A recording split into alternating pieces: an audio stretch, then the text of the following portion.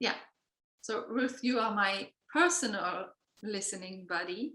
Mm-hmm. And I know very well the influences that I've had since we've connected. The impact that it had over time, our connection on me. But I'd really love to hear your impressions out of this connection. And I've prepared a few questions, and if you're open to it, to just describe a little bit about what a buddy connection is for you, and what was the impact of or other, like what happened since we've been in contact, you and I, and how it kind of influenced your life. Mm. Yeah, so just some deep questions there. So maybe we can start with an easy one. I had them prepared, but now I don't know where they are. Let me just look here. I think the first question is really like, what was the initial kind of impulse for you to connect with a listening buddy? Because it's kind of this unknown concept to most people. So what was your impulse? What drew you in? So really it was the example of another listening buddy couple who I know both through the Yoga Teachers Forum. And they had both separately and together discussed the benefits of their listening buddy arrangement. And I had been in discussion with them with regards to kind of how to create yoga teacher listening circles, or how to create space for like kind of peer support and feedback, but had been really struggling because of everyone being busy and time commitments, and people saying they wanted it but they're not actually really investing in it, and kind of hearing from them about how their listening buddy situation worked.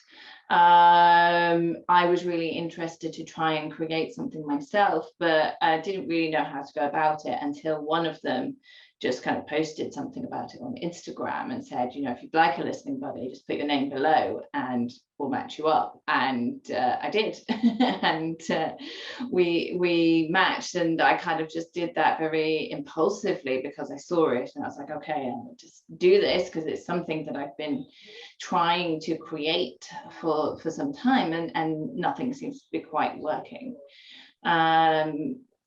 So I guess it was also kind of in that context of the pandemic and being at home and feeling that sense of isolation, and wanting that connection, wanting a connection that was deeper, and a connection that was where I could feel like I could be seen and heard,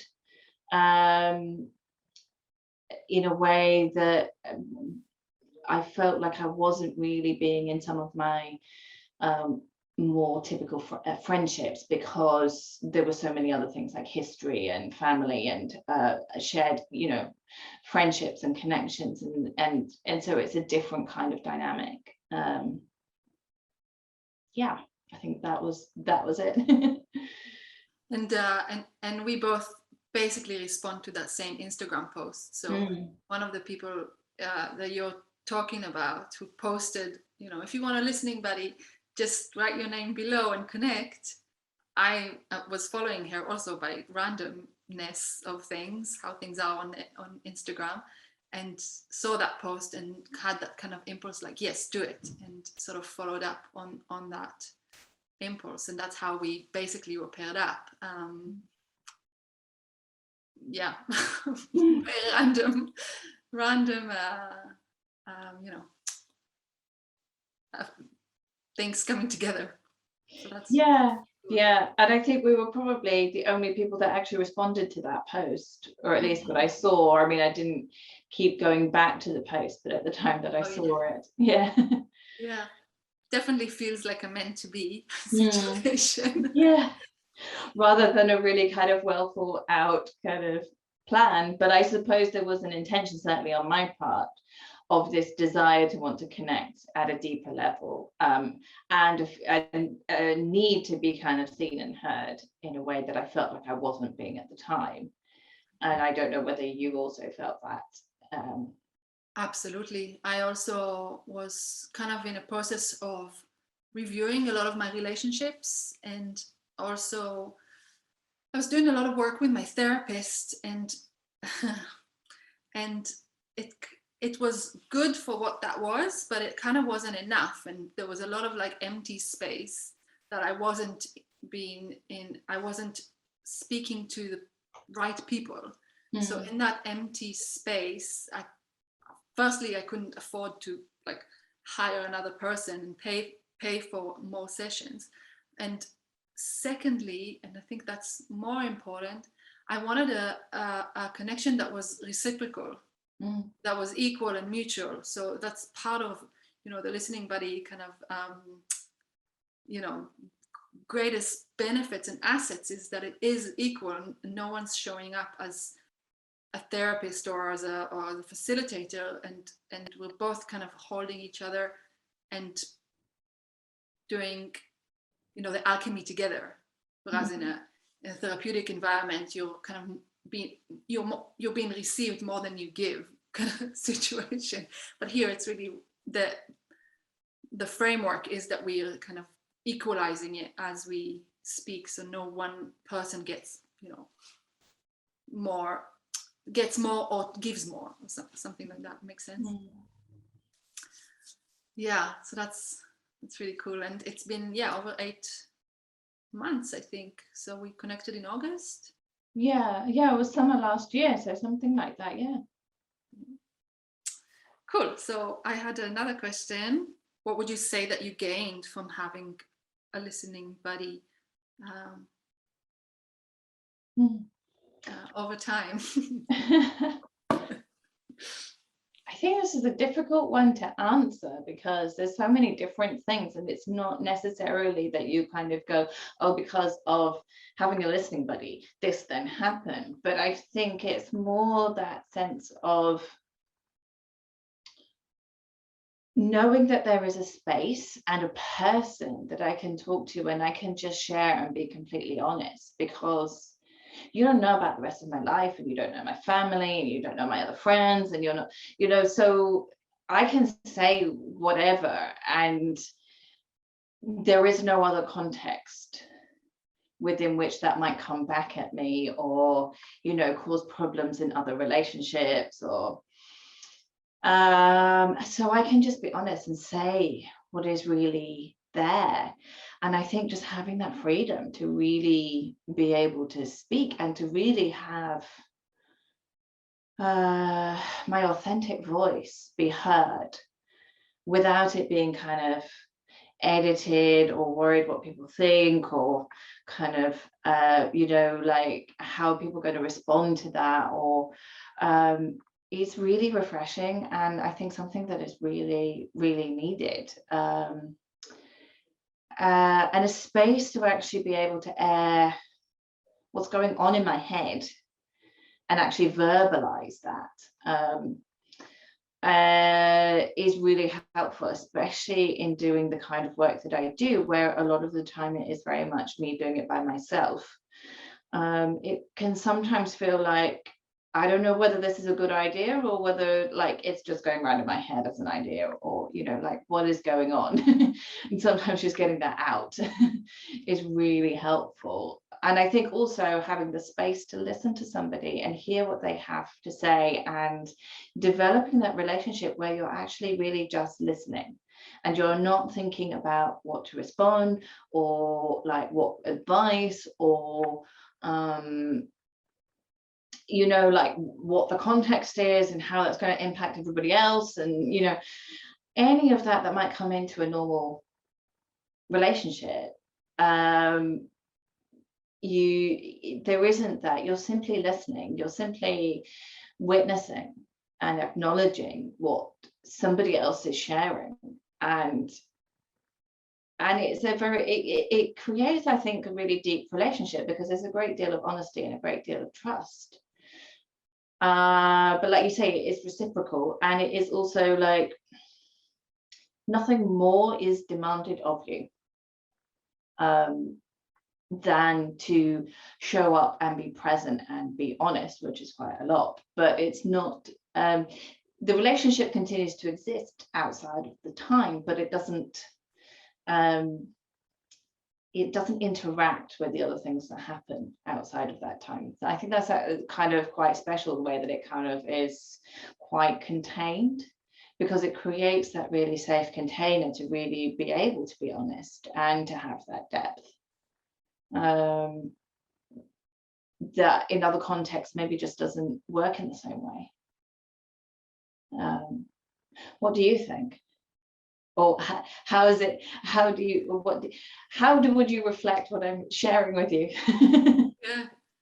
Yeah, I love hearing your reflection on that question, because you're right. There isn't like a list of things that I can say that happened because of that connection, but I do know that the impact of having our connection and the listening buddy connection as a concept has really kind of elevated something in the way that I experience myself and how I express myself, how I show up in other relationships. Like, it really kind of, what we do in our container ripples out into my life. But the container, the kind of framework of it, is so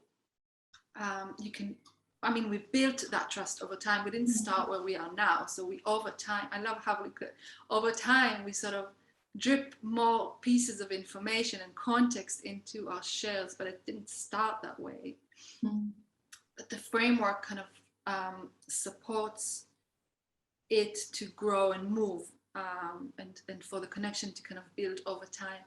And I almost, as you were talking, I had this vision of like a net that sort of underlines the life experience. Like, everything happens in the context of your world. You have your job, you have your family, you have your home, you have your friends, and that is all intertwined. But this connection stays quite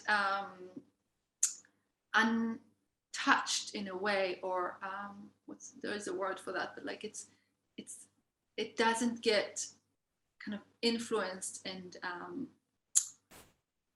it's not painted by, as you said, context.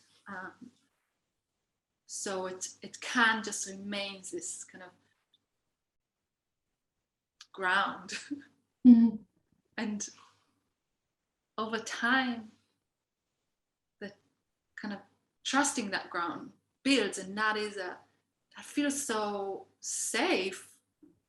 I mean, I'm doing things in my personal life that requires a lot of courage and having these stable relationships built into my kind of support network as resources. This has been an anchor. This has been really an anchoring point. So that's, and the whole thing inspired me to obviously create this platform and to offer a taste of that experience, and also kind of encourage other people to participate in listening buddy practices and exchanges, because I think it's just so powerful. So I loved your description.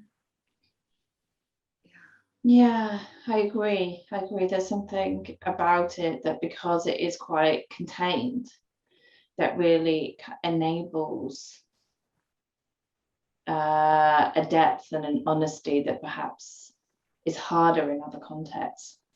Yeah, and you're not, like you said, you don't need to be a good friend or a good anything. You don't need to, there isn't an action that's required of you. The only action is inaction, is to receive the other person. And the only kind of ask is to stay in the reciprocity, and thus kind of in the space that's created together, and allow that to really touch you. It doesn't need to change you or fix you or advise you, and vice versa. You don't need to change, advise, or offer anything. You just are with it. And in a way, it's like the simplest thing to do, Mm. but it's also because of how we live and expect our relationships to work for us, and we expect to manipulate relationships, or maybe that's a strong word, but in our lives we have a lot of kind of power to manipulate things, but because of this space is kind of clean of places where you can manipulate, it's sort of, you can inspire. I can't remember, I lost my thread of thought, but something can emerge out of that exchange where it's not trying to create something, it's just is, right? I was saying it's the simplest thing, but it's the hardest thing to do because we are so used to getting something out of it, or doing a good job, or right, in other parts of our lives. Yeah, and I think it's not to say, like you said, this has evolved over time. That I think that to an extent, probably both of us came in with certain expectations based on previous relationships, and it was that sense of trying of cultivating something different. And I think that desire within the both of us to do something different, that also helped to do that, because I think we certainly came with some of that kind of relationship expectation at the start, and this has evolved a little bit. Yeah. I mean, we also had the parameters such as they were, that were kind of shared by the people who were, that we were inspired by and put together through, but they were not, you know, the parameters were not significant. So it was a case that we kind of made it up as we went along to an extent. Yeah. Yeah.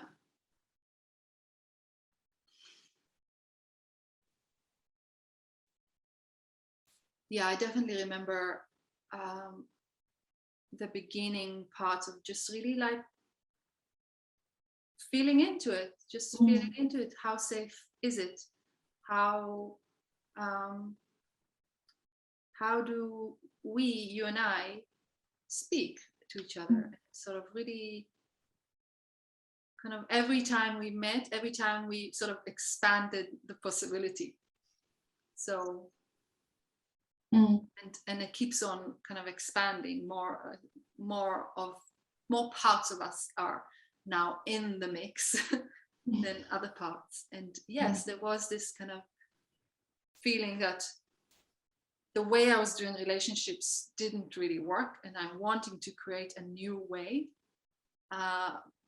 And for that, the framework really kind of assists me. That's why I've sort of put it into practice, because it helps with those parts that want to kind of, you know, come from other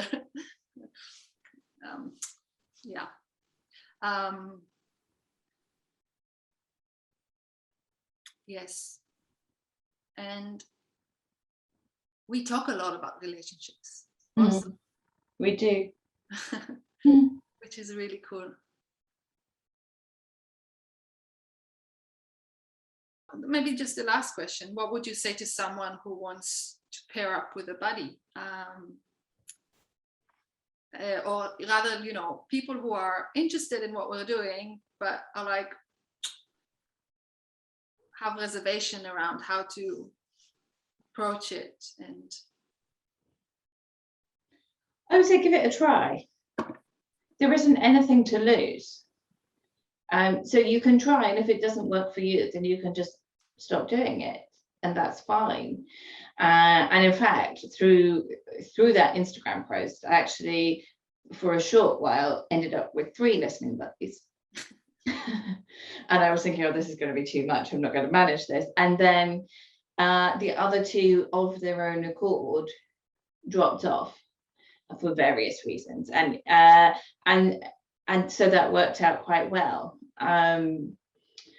So I think, you know, and obviously they felt it either wasn't the right time for them, or the right format, or I wasn't the right person, or, you know, whatever, and that's fine.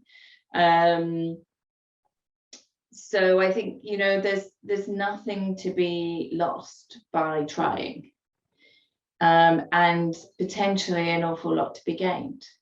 And at the very least, you can go, okay, well, I gave this a go, and I've decided it's not for me, but at least I've tried it. And I think you can determine a lot of the parameters. They're quite fluid in a way. There is a structure, but you can determine that. So if, you know, the frequency doesn't suit you, or the length of time doesn't suit you, you can change those.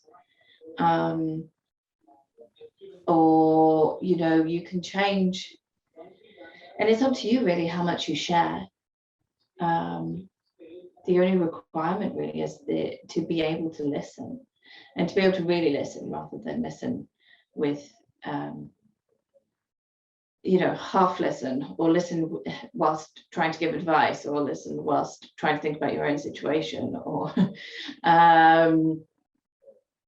you know, just and there is a skill in that, but that skill can be developed through the process of the listening buddy relationship. So it's not something that you have to come into this relationship thinking, oh, I'm such a great listener, or I'm such a great talker, or I'm really ready to like share my truth, or anything like that. You don't have to come with any sense of needing to be perfect, or having the skills, or feeling like, are you enough or too much, or any of those questions.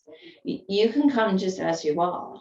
And I think that's the beauty of this relationship, is that you just come as you are, with whatever is going on for you in that moment, and however you're feeling, and you just turn up and share what you feel needs to be, you want to share, and you listen.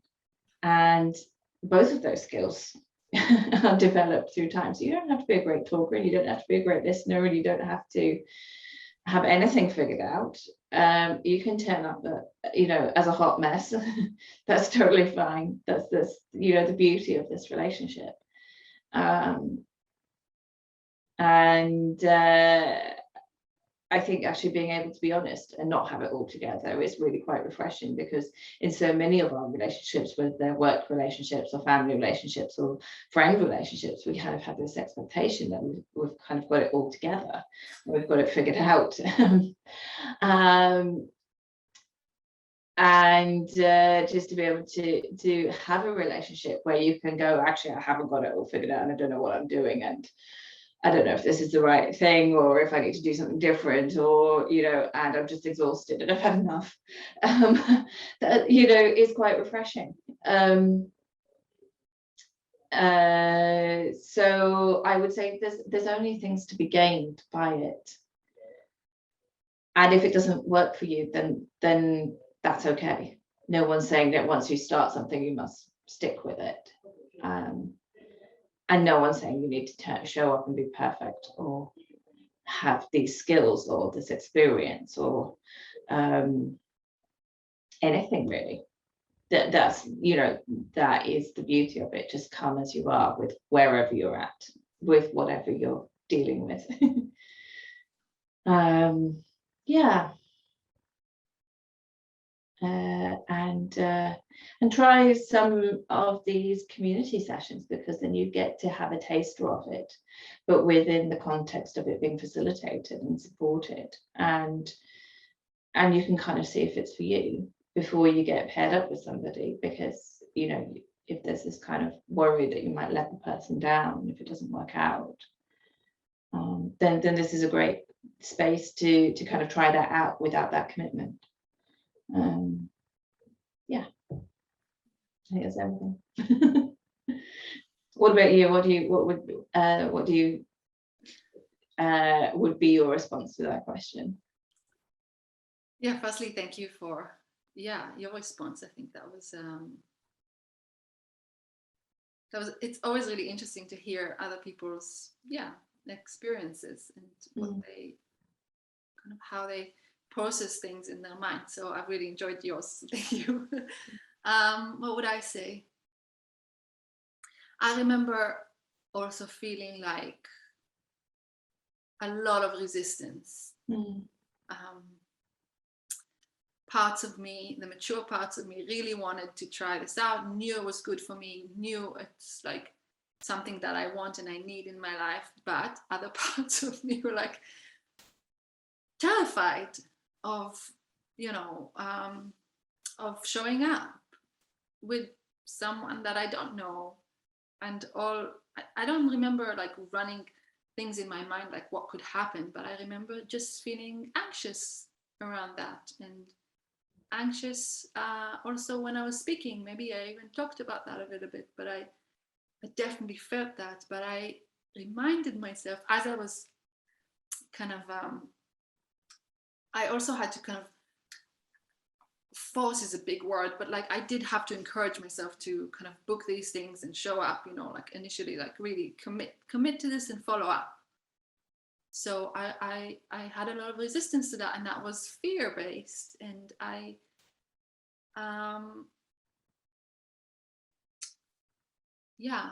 needed to encourage myself to continue, and I had to, and that's what I was going to say.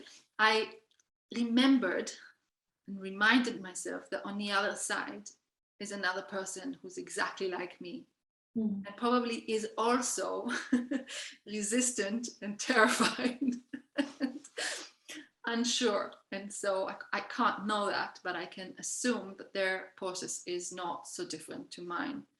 So we're both coming in with a lot of anticipation and apprehension and also excitement, like all sorts of things. And whatever I'm feeling, I can assume that the other person is feeling those things. So I don't have to worry, kind of thing. And I could just claim that as part of the experience and go through that to open to the other end. So like it feels like I was here and had to go through this thin channel to kind of open up to something new, and we did that together.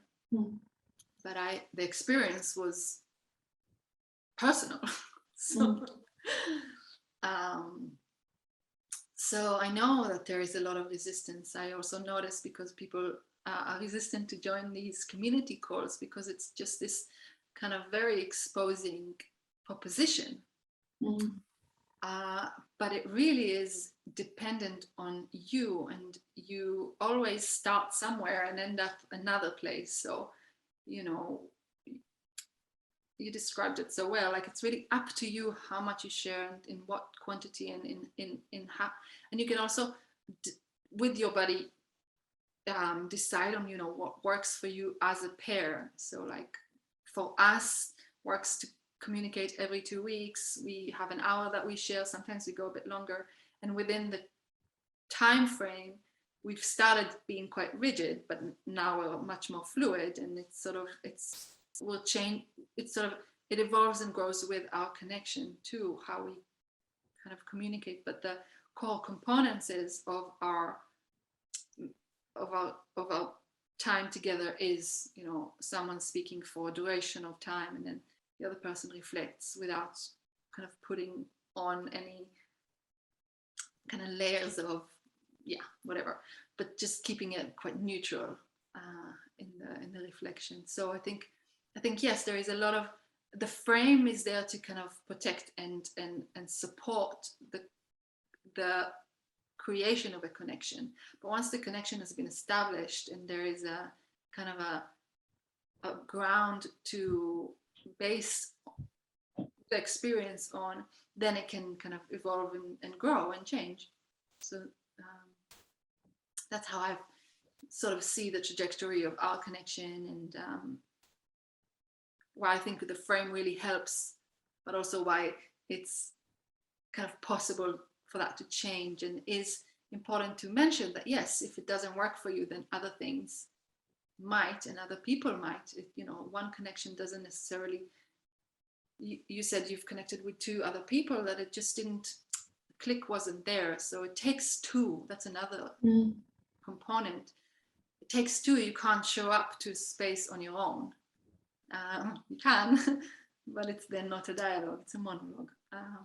So So it does take two, and it can be disappointing if the other person's not into it as you are, but it doesn't mean anything.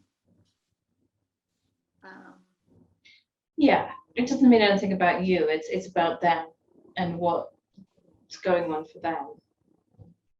Yeah, and at the same time, it's also, it just, yeah, it just means that it's just not, it hasn't materialized yet. It's just because also, you know, whatever resistance they might feeling, you also might be feeling that resistance, but with another person it would be much easier because you're both working with the same components. As I don't know, I also had a listening buddy before in another context, and it didn't go anywhere. In fact, it was quite burdening. And but coming in to this connection with a lot of intention and sort of knowing the reasons behind that, I could, like, the reasons to do this and go forward with this are the reasons that we talked about earlier. That sort of helped me move forward in a conscious way. That's another thing for me, because it's not a dumping ground. It's not, we're not coming in to dump thing on each other, but we are sharing. It's a different quality. When you're sharing with another person,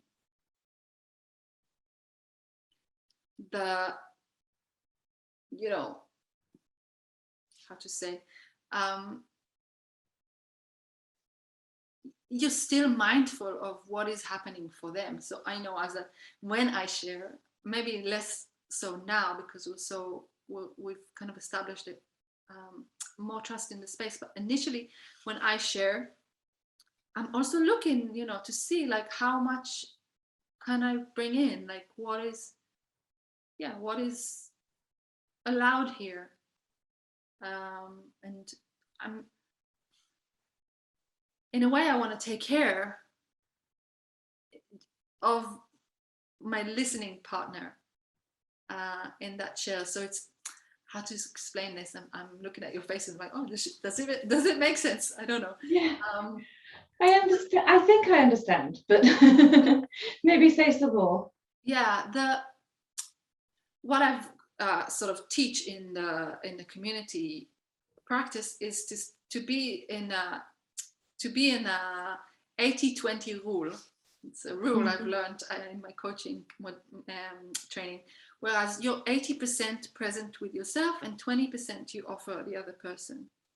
So even when I'm sharing, I'm 80% with myself and 20 with the other person, or 90-10, I don't know. And sometimes I'm 100% with me, but parts of me are, you know, I'm being received by you. So I have to, it's, it feeds into what I'm sharing, even if, because you're listening to me and you are doing the same thing. You're at 80 with yourself and 20 with me as you're listening. So we are exchanging energy in that. So in a dump, you just come in and 100% just like blah on the other person. You're not supposed to do this. And no. So in a share, you are, I guess, you to 80% maybe speaking to yourself and 20% you're speaking to the other person. How does that feel? And then the other person, 80% listens to themselves and 20% listens to you. Yeah, maybe, yes. It's an interesting concept. I hadn't really thought about it in that way. Yeah.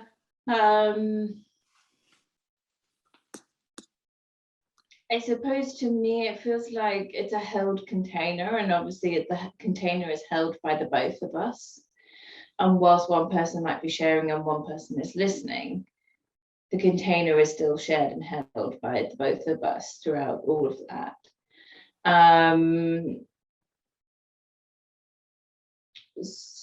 So it's not that there is a question about what can be shared and what can't be shared, because I feel really like free in that ability to share what I feel like I want to share. But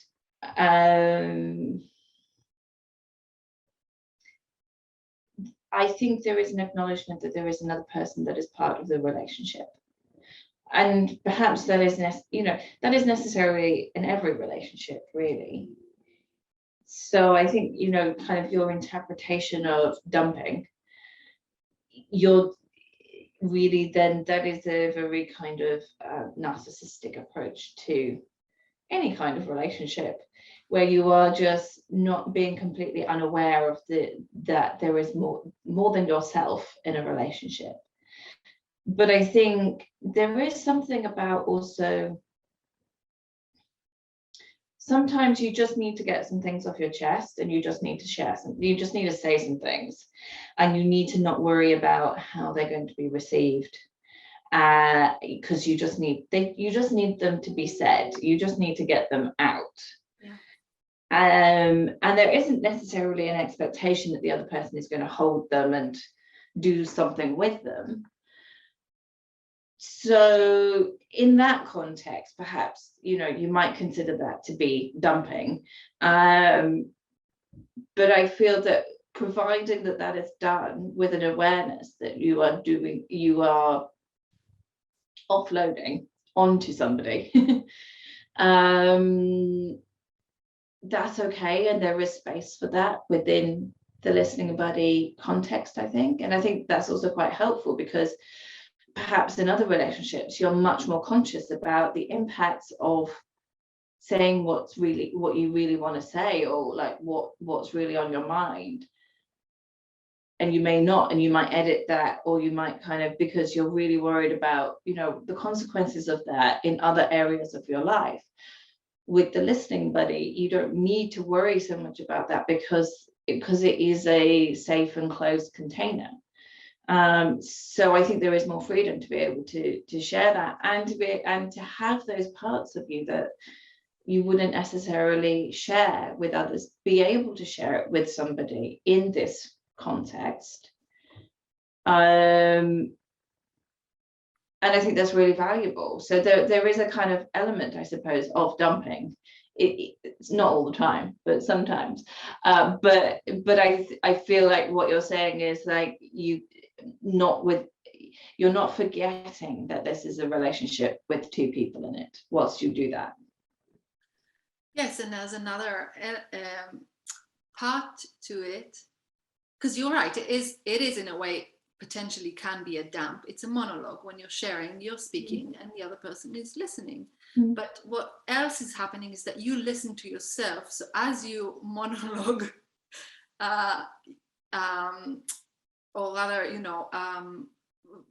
give voice and verbalize your thought process around something, and sometimes it is an emotional kind of energy that needs to come out in form of words, and it's not coherent, and it can have an emotional component, and it does have a certain energy. Like sometimes it is that way.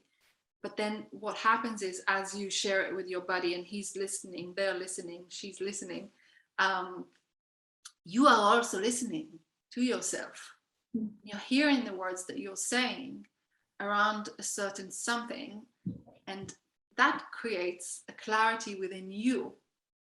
And when your body reflects it back to you, it has been processed by their system, and their system can reflect either things that you may have not noticed, or things that you really just, it feels so good to kind of be acknowledged in, and like not feel alone with, like if you're expressing a feeling that that normally you wouldn't, like annoyance, anger, frustration, normally you would bottle that up, but you're safe to do that in the body exchange. And then the reflection of your body back to you saying like, wow, I really felt that energy, like that was really cool, like I really felt that, or I totally know what you mean. I feel the same. Like, that's such a, it's that's a sort of gift of the reflection, is that, oh wow, I'm not crazy, I'm not alone, I'm like, I'm being understood, I'm being, and then I'm also being reflected parts that I'm I'm so busy thinking that I'm wrong, and the other person is saying like, no, you're totally right. Like, that could be such a relief to feel. It doesn't mean that you're accepting and always loving and you're always right. It just means that some parts really get to be recognized as true and be mirrored as right, because you are. Yeah, and these might be parts that perhaps you don't dare share in other relationships, or parts that that you kind of edit or keep hidden, or try to make more acceptable, or or just things that perhaps, like you say, you feel really alone with. You feel like you must be the only person in the whole world that feels like that or is dealing with that, and then to find that actually that's not the case is, and being able to see and have that mirror of being able to see those things back rather than it all just being kind of kept inside is really refreshing, and liberating, I think, Very.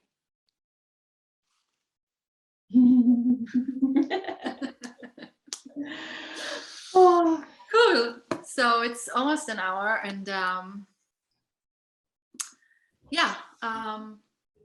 Did we cover everything? I think so. What, maybe I can ask you, like, can you say if you like 3 words that make a successful body connection in your opinion? You haven't prepared for this. But, yeah.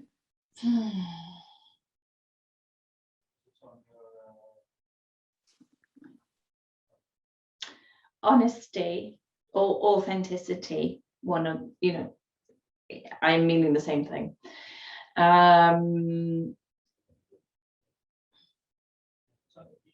Commitment.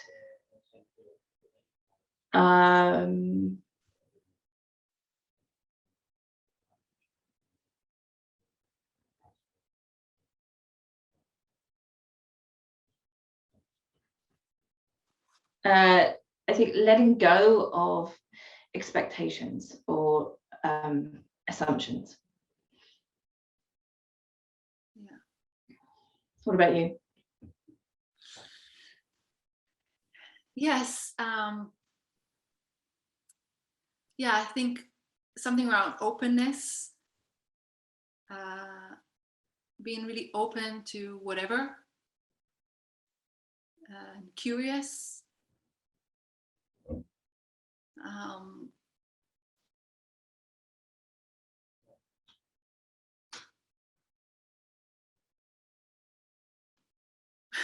I feel like that's it. Come open, come curious, and come as you are. No censorship. Because everything else would kind of come with time. I can't say trust, because I mean, you have to build trust. You can't expect it to be safe or trust unless you create that experience. So, in order to create a trusting and safe environment, you need to allow commitment. For example, you need to commit to something. You need to show up, and you need to kind of be open to whatever that can happen. Yeah. Cool. Yeah, I agree.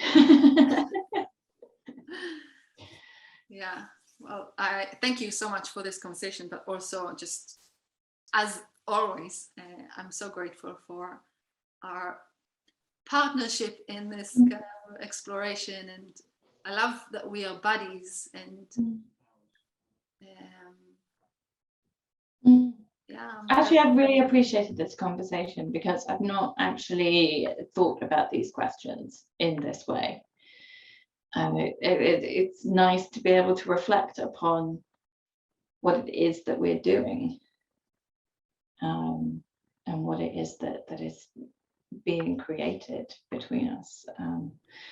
Yeah, I think, so often we spend so much time doing and thinking about the next thing, or like that we don't kind of reflect upon what it is that is actually being created. Right. So yeah, thank you, because I think this is a really nice space for that. Thank you. Yes. I'll just end by saying, we're doing this community call every other week. So we get to practice in a framed way, in an easy way, what it means to be a buddy. So in each call, we didn't do it today, but we would spend, 5 minutes each in a dialogue space. And then the invitation of the community as a whole in general is to pair up people for a personal buddy exchange. So if anyone's watching and wanting to have a listening buddy and become one, so basically pair up as a buddy, get in touch, and we can connect you with people who are looking for a similar experience. And then we have a kind of a how-to guide that we offer. Also, this platform will grow and potentially will also offer other resources to kind of help support a listening buddy experience. So I think there is a lot of potential with what it's trying to create. Is just more healthy connections for people, just to feel themselves in a healthy bond somehow, and see what that can create. Yeah. Anyway, that was a really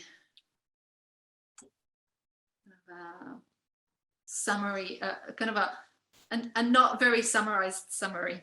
Anyway, that's what it is. Yeah.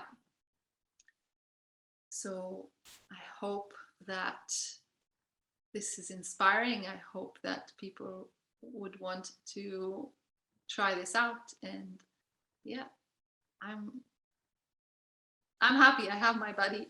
Yeah. Yes, exactly. Me too. Yeah, well, thank you so much, Ruth. Thank you.